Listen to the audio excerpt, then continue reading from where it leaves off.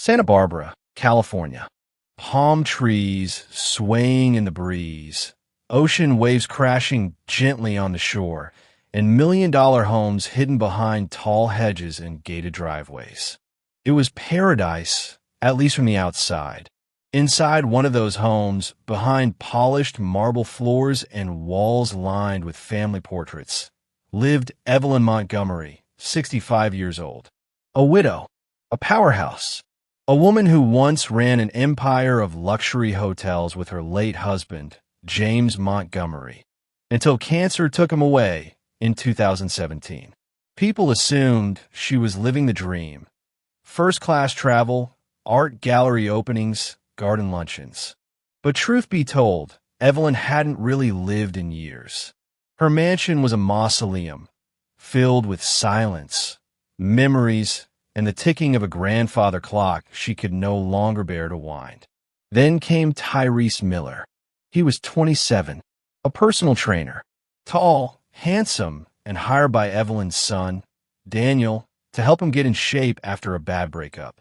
But when Evelyn first met him by the pool, something happened.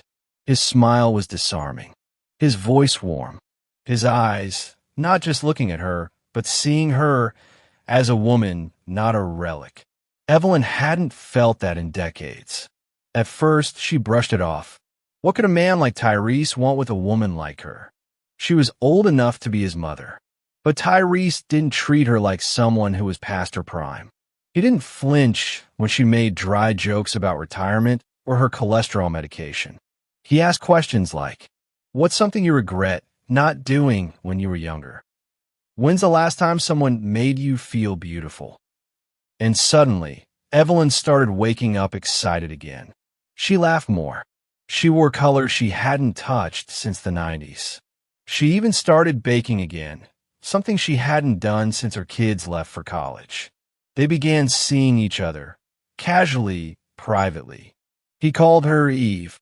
She called him T. No titles, no labels. Just two people who found something rare in one another, presence. It wasn't about sex. It was about being seen, being wanted, being alive. Evelyn knew the world wouldn't understand, and she was right. One Sunday evening, she invited her children, Lauren, a 40-year-old attorney in San Francisco, and Daniel, 38, a finance executive, over for dinner. She served grilled salmon, poured vintage red, and tried to soften the moment. But when she said the words, "I'm seeing someone. His name is Tyrese," it was like a grenade had gone off. Lauren slammed her wine glass down. "Wait, the trainer? The kid?" Daniel laughed. A short, mean laugh. "Mom, he's not in love with you. He's in love with your bank account." They didn't hold back. Lauren accused Tyrese of being a scammer. Daniel threatened to cut ties if Evelyn didn't end it. To them, she was embarrassing the family. To Evelyn, they were just proving how little they knew her. That night, Evelyn sat alone in the garden, barefoot in the grass, her phone lighting up with missed calls she wouldn't return. For the first time in her life, she wasn't sure who her family really was, her children, or the man who made her feel seen when no one else did. She knew one thing for certain. This wasn't just a fling. This was her second chance. What she didn't know was how much it would cost her. The phone stopped ringing after a few weeks. Evelyn's children had gone silent, a silence sharper than words. Lauren blocked her. Daniel unfollowed her on Instagram, which might not sound like much, but to Evelyn, it was deafening. But Evelyn wasn't backing down. She and Tyrese continued seeing each other. Quiet dinners. Weekend drives up the coast. For the first time in years, someone held her hand in public and didn't seem ashamed. Then, in the middle of September, something unexpected happened. Evelyn was late. At first, she thought it was stress or menopause deja vu. But after a routine checkup and 2 tests later, her doctor sat her down, looked her in the eyes, and said 6 words that made her world spin. "Evelyn, you're pregnant. It's viable." Turns out, she had undergone IVF nearly 2 years earlier, when loneliness hit its peak and froze embryos with donor material. a secret she kept even from her kids. She had never planned to use them. But now, her body had decided otherwise. Evelyn didn't know whether to laugh or cry. At 65, she was carrying life, a miracle, a scandal, a loaded gun waiting to explode. When she told Tyrese, he didn't run.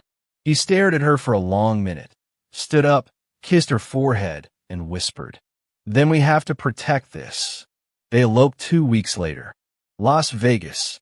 Sunset. No guests. Just a justice of the peace. Evelyn in an ivory pantsuit, and Tyrese in a gray tux he rented that morning. No cameras. No press. Just vows exchanged under fake marble columns and a neon chapel cross. By the time the tabloids found out, it was too late. 65-year-old hotel heiress Marries 27-year-old trainer after pregnancy announcement. Gold digger or true love. Meet America's oldest mom-to-be. Again, Lauren called the news disgusting. Daniel went further, threatening legal action over the family trust. Evelyn, meanwhile, started preparing to update her will. She didn't want to punish her children, but she had to protect her unborn child. And Tyrese. That's when things got dangerous. Late one Friday evening, Evelyn was driving home from a doctor's appointment. She was alone. No security, no staff. Just a short drive down the hill from her OB/GYN in Montecito. Halfway through a curve, her brakes failed. Her Mercedes spun off the road, slammed into a tree, and folded like a tin can. By some miracle, Evelyn survived. A fractured collarbone, a concussion, cuts across her chest and arms. But the baby was still alive. She woke up in the hospital 2 days later to Tyrese sitting beside her, holding her hand. His face was pale, his eyes bloodshot. He whispered, "They tampered with the car. It wasn't an accident. The brake lines were cut, clean, deliberate." Law enforcement opened a criminal investigation. But without clear suspects and with no fingerprints or video, it quickly stalled. They questioned Tyrese repeatedly, but his alibi held. He'd been on a video call with his brother in Atlanta at the time of the crash. And Evelyn, she already knew who did it. Not Tyrese, not a stranger, but someone who used to sit at her dinner table. Someone who called her mom. She just didn't know which one. Evelyn spent 2 weeks in recovery. Most nights, she couldn't sleep. Her bones ached, but what hurt more was the silence from her children. No flowers, no visits, not even a voicemail. It wasn't just pain anymore. It was betrayal. Tyrese barely left her side. He bathed her, fed her, read to her, and helped with every follow-up appointment. The way he spoke to her belly, "Hey, little warrior, you okay in there?" melted something deep inside her. Still, doubt crept in. It started with a whisper from a nurse. "He's cute, but is he really with you or with your money?" Then came the tabloids again. Photos of Tyrese entering and exiting luxury shops. Someone claimed he was seen in Miami a few years back with another older woman, a wealthy retired doctor who later accused him of theft, though charges were dropped. Evelyn wanted to believe it was nonsense. But when you've nearly been killed in a brake line accident, you stop ignoring red flags. So she hired someone, not the family lawyer, not the security team, someone quiet. Noah Vance, a retired private investigator from Santa Monica, who now worked small, discreet cases. Noah had soft eyes and a mean instinct for lies. He told her he didn't care who Tyrese was, just whether or not he was hiding anything. Within 10 days, Evelyn got her answer. Tyrese had changed his name at 19. He was born Tyrese Lamar Winston in Georgia. His mother had passed when he was 11. His father, a convicted fraudster, disappeared years ago. At 20, Tyrese had been involved in a civil dispute with a woman in Atlanta, older, rich, and emotionally unstable. The case was sealed, but records showed she had written him into her will and removed him weeks later. Was it gold digging? or just a messy relationship. Evelyn didn't know. But now, the woman who had once bet everything on love was starting to see cracks in the foundation. She confronted Tyrese one evening while he was slicing apples in their kitchen. "Why didn't you tell me about Atlanta?" He froze, then placed the knife down. "Because I knew how it would sound. I didn't do anything wrong, Eve." She was troubled. I walked away. Evelyn believed him. Or maybe she wanted to believe him. But part of her still wondered, what if I walked into a trap with my eyes wide open? Meanwhile, her other children weren't staying quiet anymore, just quiet in front of her. Daniel, her son, had begun meeting secretly with lawyers. He told them Evelyn was unfit to make financial decisions.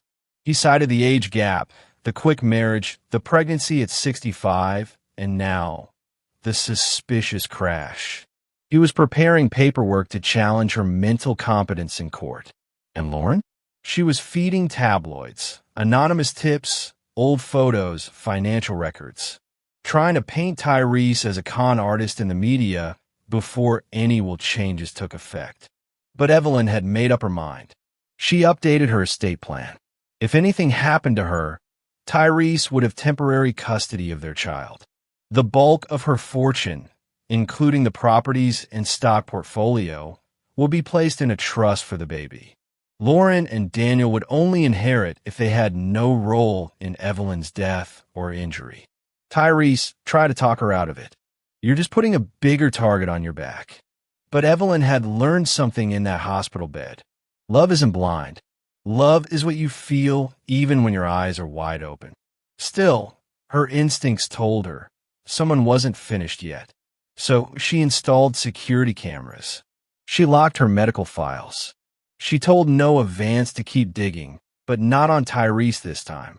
She wanted dirt on her own son. What she didn't expect was how fast it would come. Just 3 days later, Noah knocked on her door with a flash drive and a single sentence. "You need to listen to this alone." It was a recording. Muffled voices. A restaurant. Daniel, talking to someone Evelyn didn't recognize. "She's old. Pregnant. She won't last. We just need time. Or a second accident. I'll take care of it." Evelyn's world stopped. Her son, her flesh and blood, planning a second attempt. The recording didn't lie. Daniel's voice was cold, calculated, a tone Evelyn had never heard from her son before. Not even during arguments. Not even when her husband died. This was something darker, more deliberate. "She won't last. We just need time. Or a second accident. I'll take care of it." It played over and over in her head like a broken hymn. Each time it got worse. She couldn't sleep, couldn't eat. She kept staring at the nursery they'd just finished painting. Pale green walls, tiny bookshelves, a bassinet Tyrese assembled last week with pride in his eyes. And all she could see was danger. Evelyn made 3 decisions that morning. She told Tyrese everything. The recording, the lawyer meetings, the possible conservatorship Daniel was pushing for. She made another change to her will. One final clause. If she were to die under suspicious circumstances, Lauren and Daniel would be permanently removed from the trust. She sent a copy of the flash drive to her lawyer and to Noah Vance, with instructions to release them if anything happened to her. Then she waited. But nothing prepares you for your own child trying to end your life. It was raining the night Daniel came back. Not just a drizzle, a downpour. Thunder, wind, sideways rain, like the sky itself was trying to stop what was about to happen. Evelyn was alone in the study, going over baby names in an old journal. Tyrese was out getting her prenatal vitamins and takeout from her favorite Thai place. She wasn't expecting anyone, but when she heard the back door creak open, the one no one ever used, she knew. The camera should have picked it up, but Daniel had cut the power first. He walked in like he still lived there, soaking wet, hoodie clinging to his face, eyes wide but cold. In one hand, a flashlight. In the other, a kitchen knife, one of hers. "Mom," he said quietly. We need to talk. Evelyn stood, her heart thudding. Daniel, what are you doing here? You've lost control. You're giving everything away to some trainer, some kid, and now you're going to leave it all to a baby that isn't even born yet. She tried to reason with him, reaching out gently. You don't have to do this. I can help you. We can fix this. I'm fixing it. He took a step forward. Just then, Tyrese burst through the front door, soaked and breathless. He had seen the power off.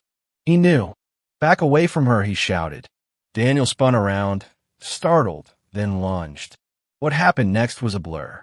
There was a struggle, a flash of silver, the crash of a side table, a scream. Evelyn tried to pull Daniel back, but he shoved her hard. She fell onto the couch. Tyrese tackled Daniel in the bookshelf. The knife flew across the room. A lamp shattered, but then Daniel grabbed a heavy glass sculpture from the fireplace, aimed it at Tyrese's head. Tyrese ducked, grabbed the first thing he could, the fire poker. There was no time to think, only instinct. He swung. It hit Daniel in the side of the neck. Daniel collapsed instantly. Evelyn screamed. Blood spilled onto the Persian rug her husband once bought in Morocco. Her son, the boy she nursed, the boy who used to hold her hand crossing the street, was now lying motionless. A pool of red soaking into silk. It was done. Tyrese dropped the poker. His hands trembled. I didn't mean to. I was trying to stop him. I didn't. Evelyn didn't speak. She crawled to Daniel's body, touched his face, whispered his name like it might bring him back. It didn't. The police arrived 10 minutes later. A neighbor had heard the screams. Tyrese was arrested on the spot. Evelyn, still in shock, barely managed to say a word. By morning, the story was everywhere. Young husband kills stepson in shocking Beverly Hills home invasion. Pregnant heiress caught in fatal family feud. The media painted it as scandal. A gold digger's violent endgame. A family torn apart by greed and lust. They didn't care about the truth. But the truth was all Evelyn had left, and she would fight to make sure it was heard. The trial began 6 months after the night Daniel Montgomery died. By then, Evelyn had given birth to a premature but healthy baby boy. His name was Julian James Montgomery Miller, a name meant to honor both her past and her future. He had his mother's cheekbones, Tyrese's eyes, and a life already steeped in scandal. The media couldn't get enough. Trial of the year. Trainer turned husband kills heiress's son. Evelyn Montgomery breaks silence on blood, lies, and love. Baby Julian born as trial looms. Is this the real victim? From the very first day, the courtroom was packed. Reporters, bloggers, YouTubers, even a Netflix docuseries crew. Every angle of the case was debated in coffee shops, podcasts, and dinner tables across America.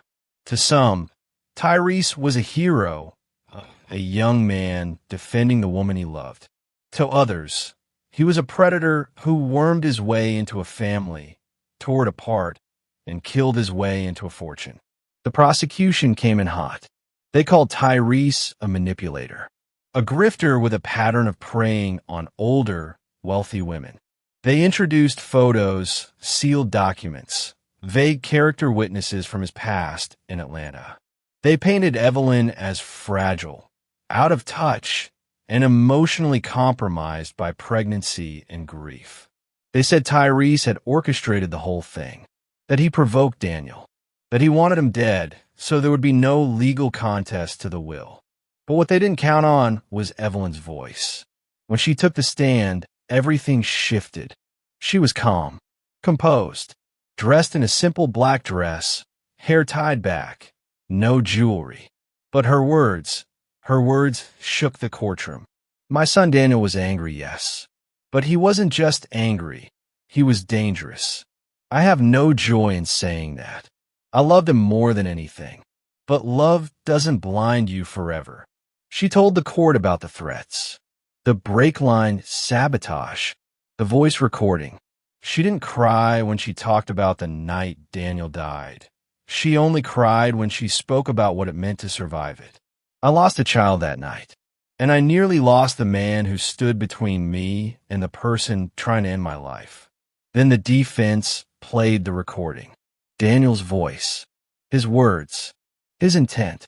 You could feel the mood in the courtroom shift. Still, the prosecution pressed. They said Tyrese had a choice, that he could have restrained Daniel, called for help, used less force. But when Tyrese himself took the stand, he told it like it was. I didn't plan it. I didn't want it. But when someone swings a weapon at you, and you've got the woman you love behind you, pregnant with your son, you don't stop to think about options. You just react. There was a long silence after that. Even the jury looked shaken. The final witness was Noah Vance, the private investigator. He confirmed the timeline, confirmed the threats, confirmed the sabotage. It was the last nail in the coffin, not just of Daniel's credibility, but of the prosecution's narrative. After 3 weeks of testimony, dozens of exhibits, and more than 20 witnesses, the jury went into deliberation. They were out for less than 6 hours. And when they returned, the courtroom held its breath. We, the jury, find the defendant, Tyrese Miller, not guilty on all counts. Gasps. Cries. One reporter dropped their pen. Evelyn didn't blink, just closed her eyes and exhaled a breath she'd been holding for months. Outside the courthouse, reactions were divided. Some cheered. Others called it travesty. But Evelyn didn't care. She wasn't trying to convince the world anymore. She was trying to survive it. But Tyrese wasn't celebrating. Back at home, in the quiet that followed the noise of the courtroom, he barely spoke. He would sit for hours holding Julian, staring into space like he was still in trial. Only this time, the jury was in his head, and the verdict never came. He hadn't touched the fire poker since that night. Couldn't even look at the fireplace. At night, he tossed and turned, sometimes mumbling things Evelyn couldn't make out. One time, she found him sitting on the back porch in the dark, barefoot, holding the baby monitor in one hand and crying silently. "I didn't want to kill him," he whispered. "I just wanted him to stop." Evelyn wrapped a blanket around his shoulders. She didn't speak. There was nothing left to say. The media might have moved on. The law might have forgiven him. But Tyrese? He hadn't forgiven himself. One afternoon, while Julian was napping, Evelyn came into the nursery and found Tyrese sitting in the rocker, holding a picture. It was a photo of Daniel as a teenager, laughing, mid-run, jersey number 10. "I took this," Evelyn said softly. Tyrese nodded. "He looks like you in the eyes." They sat there in silence. Then Tyrese asked the question that had been burning inside him for months. "What if Julian finds out one day? What if he hates me for what I did?" Evelyn didn't answer right away. She took the picture from his hand, looked at it long, and then set it face down on the dresser. "Then we'll tell him the truth. All of it. Not the headlines. Not the trial. The truth. And if he still hates me..." She touched his face gently. "Then we'll love him anyway." Tyrese broke down in her arms. The strength he had shown through the trial, through the judgment and suspicion, it cracked. For the first time, Evelyn saw not the man who had saved her life, but the boy who never asked to be anyone's savior. He stopped training for a while, took long walks alone in the desert. Sometimes he would come back with sketches, crude pencil drawings of fire, of broken things, of hands trying to hold water. Art therapy, he said, his only way of exorcising what was still stuck inside. Eventually, he returned to himself, but softer, slower, a little sadder. He no longer needed to prove anything to the world, but he was still learning how to forgive himself. That night, back home, Tyrese held Julian in his arms for the first time without a guard watching. Evelyn stood nearby, quiet. "Do you still think I came here for the money?" he asked softly. She didn't answer at first. Then, If you did, you stayed for something real. They didn't toast. They didn't celebrate. There was no victory in any of it. Just silence and a strange sense of peace. But peace, as Evelyn knew too well, was never permanent. 3 months after the verdict, Evelyn Montgomery disappeared from public view. The estate in Santa Barbara was sold quietly through a private firm. The last remaining Montgomery family employees were let go with generous severance. The headlines faded, replaced by fresher scandals and newer tragedies. But in a small adobe-style house tucked into the red hills of Taos, New Mexico, Evelyn started over.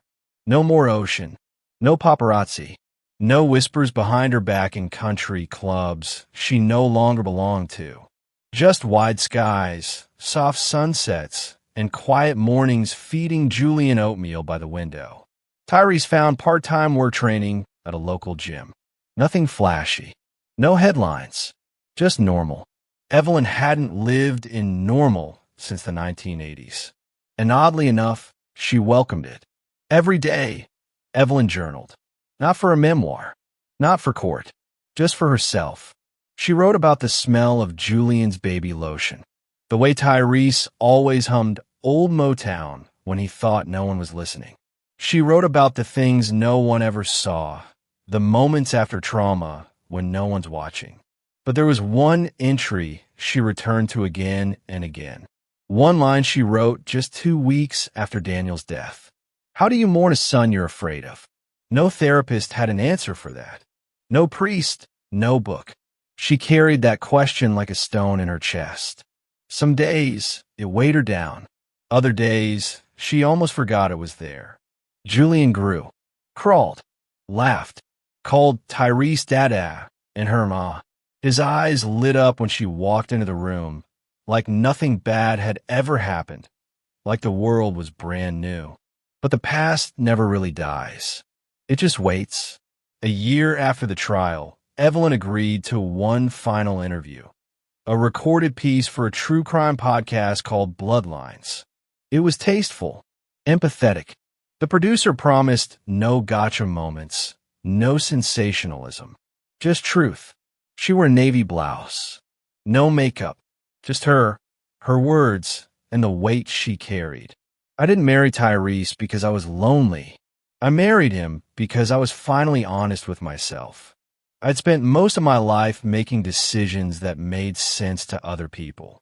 The first time I chose something that felt right to me, the world called it crazy. She paused. Her voice cracked just slightly. And maybe it was selfish. Maybe I should have waited. Maybe if I hadn't gotten pregnant, Daniel would still be alive. A long silence. But you know what I've learned? Grief and guilt are cousins. They visit together, but only one of them leaves. The interviewer asked her the final question. If you could say one last thing to Daniel, what would it be? Evelyn didn't blink. I would tell him, I wish you saw me as more than a will to be changed. I wish you remembered I was your mother before I was ever your opponent. And I wish I didn't have to be afraid of you. After the podcast aired, Evelyn sat by the fireplace that night, alone, with only Julian's soft breathing coming from the baby monitor. She reached into the drawer beneath the bookshelf and pulled out an old photo album, the leather one with the cracked spine, the one no one had opened since James passed.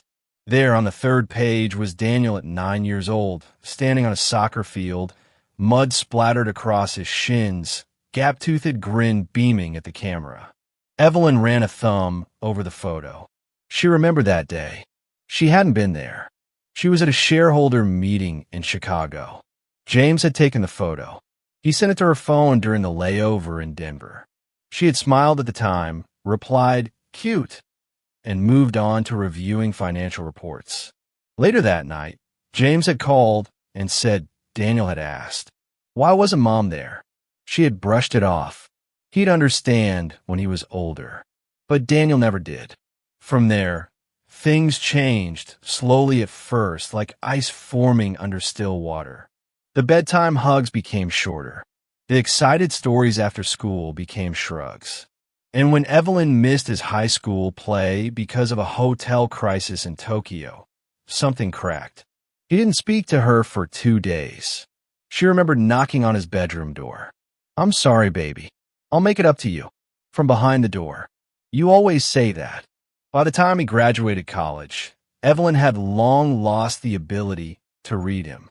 He smiled when expected, sent holiday texts, but the closeness, the real connection, was gone. And then James died. Grief brought them together briefly, but only on the surface. Daniel took over some of the financial affairs and quickly grew colder, more practical, more suspicious of everyone, even Evelyn. He started tracking her expenses, questioning her donations, correcting her decisions. And Evelyn, she let him. She was tired, lonely, trying to survive in a world where everything, even motherhood, was now up for audit. She turned the page in the album and found one last photo. Daniel at 16, asleep on the couch, his head resting on her lap, a book half open on his chest. That was the last time he had fallen asleep next to her. She never noticed how far they had drifted until it was too late. The boy she had carried, nursed, and cheered for had become the man who didn't believe she had the right to choose happiness again. "You were angry before Tyrese ever walked through my door," she whispered to the photo. "You didn't hate him. You hated that I stopped hating myself." A tear landed on the plastic cover of the album. She closed it gently and placed it back in the drawer. Not to forget, but to remember what it meant to lose someone slowly, over time, until the only thing left between you was memory. The episode aired a week later. It went viral, not because of scandal, but because it was human, messy, raw, true. People wrote letters. Strangers sent emails. Some judged her. Some forgave her. But the most powerful messages were the quiet ones, from other mothers who lost sons to pride, addiction, greed, rage. They didn't talk about murder. They talked about mourning people who were still alive when they stopped loving you. And so, Evelyn stayed in Taos.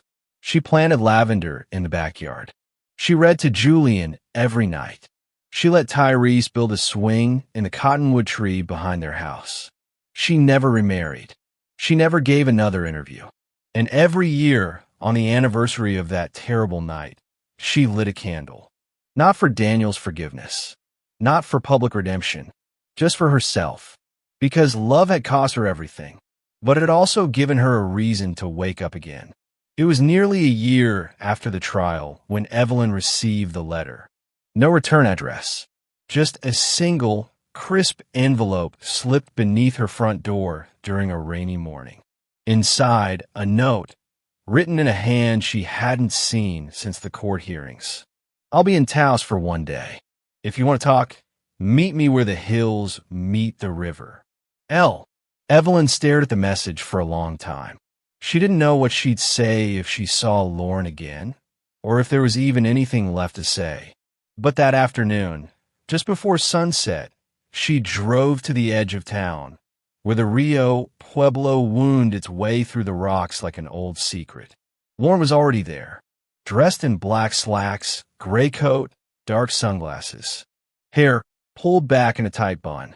She looked older, tired, but still sharp, like a blade that hadn't been used in a while, but could still cut. They didn't hug. They didn't smile. "Thanks for coming," Lauren said. "I wasn't sure you'd want to be seen with me," Evelyn replied. A long pause. "I don't, but I needed to ask you something face to face." "Go ahead." Lauren took off her sunglasses. Her eyes were red, not from crying, but for not crying enough. Was it really Daniel? The recording, the threats, all of it? Evelyn didn't answer immediately. Instead, she reached into her coat pocket and handed Lauren a small flash drive. "This is everything. The raw files. The uncut version. You don't have to believe me, but I hope you'll believe your own ears." Lauren held it in her hand like it was made of glass. "He wasn't always like that," she said, almost to herself. "When Dad died, He held the family together. And when I started dying, Evelyn said quietly, he tried to hold the money together. Lauren flinched. He was your son, and I was his mother, and I still am. That didn't stop him from seeing me as an obstacle. A gust of wind blew between them, scattering leaves over the dry rocks. For a moment, it felt like neither woman was ready to speak again. Then Lauren looked up, voice lower. I hated you for so long, for embarrassing us, for choosing him, for choosing that baby. Evelyn's reply was simple. I chose myself. Lauren nodded slowly. She didn't look angry, just exhausted. I'm not here for an apology or a hug. I just needed to see you once more, to know if you'd lie to my face. And you didn't. She turned to go, then stopped. I won't fight the trust. I don't want the money. I don't want anything. I just wanted the truth. Evelyn called after her softly. You were a good sister. Daniel twisted things. That wasn't your fault. Lauren didn't turn back. She only said, and you were a good mother, until you weren't. Then she was gone. Evelyn stood by the river for a long time after that, the flash of Lauren's car disappearing over the hill. She never heard from her daughter again, but she never stopped hoping Julian might, one day. 2 years passed. Julian was now walking, talking, and already asking questions too big for a toddler. Where's Uncle Daniel? Why don't we have a big house like the movies? Evelyn always answered gently. Never lies, but not the whole truth either. Some truths, she'd learned, are too heavy for little shoulders. Their life in Taos had become quiet, routine, a rhythm of simplicity Evelyn had never known in Santa Barbara. She grew tomatoes in raised garden beds. Tyrese coached high school track and volunteered at the rec center. They lived paycheck to paycheck, but they never felt poor. Peace, it turned out, wasn't something you bought. It was something you built. But peace, no matter how carefully crafted, still has its ghosts. Some nights, Evelyn would wake up gasping, not from dreams of the crash or the blood or the trial, but from memories of Daniel as a little boy. Him standing in the rain holding a soggy science project. Him asking if she'd watch him at the school play. Him whispering, I love you, Mom, after scraping his knee. Those were the memories that haunted her. Not the monster he became, but the boy she once held, the boy she couldn't save. One night, after Julian had gone to bed and Tyrese was grading practice reports, Evelyn poured herself a glass of wine and sat down at the old wooden desk by the window. She opened her journal to a fresh page. She hadn't written in months. At the top, she wrote, Final entry. If anything happens to me, let this speak. And then she began. I want the world to know something that no trial, no podcast, no headline ever captured. I was not a perfect mother. I was not a perfect wife. But I loved with everything I had. I didn't marry Tyrese for money. I married him because I was tired of pretending that being alive and being respected were the same thing. I chose joy, and I paid the price. My son is dead. My family is broken, and I would still make the same choice, because the alternative was dying slowly in silence. She paused, then wrote, Tell Julian the truth one day. Not the courtroom version, but the real one. Tell him his uncle died, because love is a dangerous thing when people confuse it with control. Tell him I never stopped loving Daniel, even when he tried to destroy me, even when he stopped loving me back.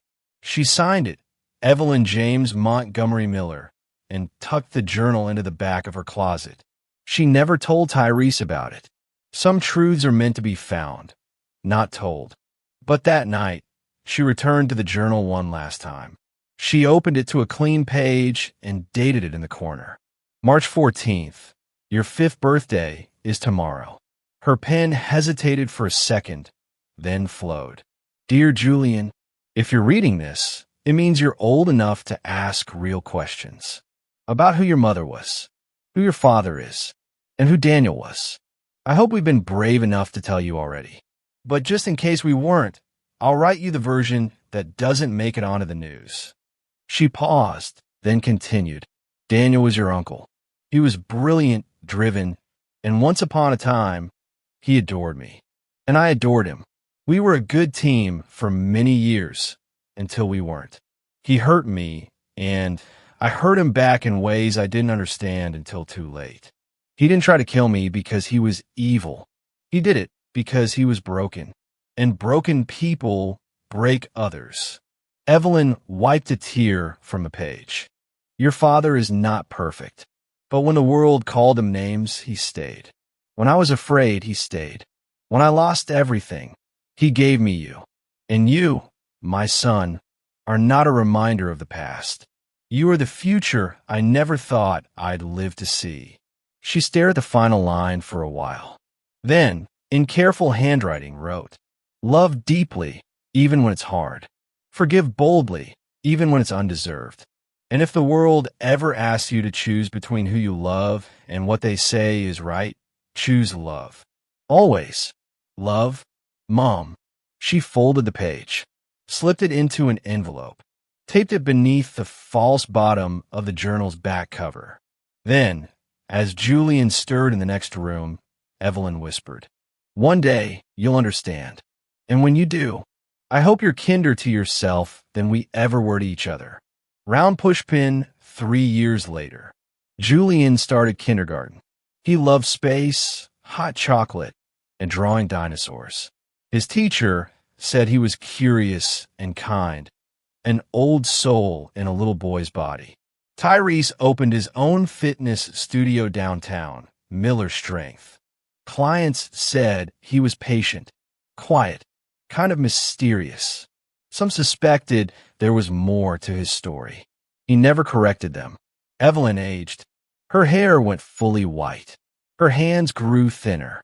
But her eyes? Still sharp, still watching, still waiting for the world to soften around her. One day, a young journalist showed up in Taos. She was writing a follow-up article about the Montgomery case. She asked for an interview. Evelyn declined.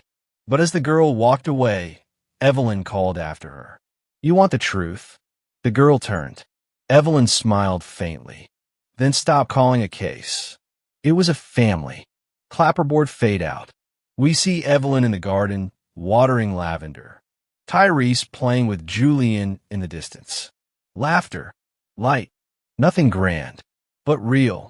Because in the end, this was what survived the scandal. Not money, not reputation, but a small patch of peace. And the memory of everything it cost to find it. Julian was 8 the first time he asked. It was a quiet Tuesday evening, the kind of dusk that slipped through the cottonwoods like a whisper. Evelyn was inside, humming while folding laundry. Tyrese sat on the porch steps, sipping iced tea, watching the sky bleed orange.